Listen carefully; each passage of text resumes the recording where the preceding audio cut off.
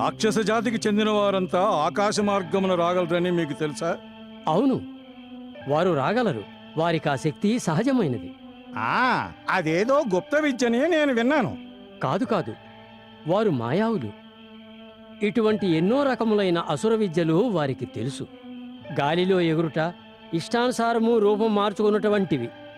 అటువంటి మాయావులతో మనం ఎలా యుద్ధం చేయగలం? ఎలా చేయగలం? అవశ్యం చేయగలం. ఎందుకంటే సత్యం మన పక్షంలో ఉన్నది. శ్రీరామచంద్రులు ఏమన్నారో తెలుసా? సత్యము ధర్మము పట్ల స్థిరచిత్తము కలవారికి ఈశ్వరుడు సహాయం చేస్తాడని. సత్యము అన్నిటినీ మించిన శక్తి. అది మన వద్దనున్నది. కనుక మనము యుద్ధమును చేయగలము.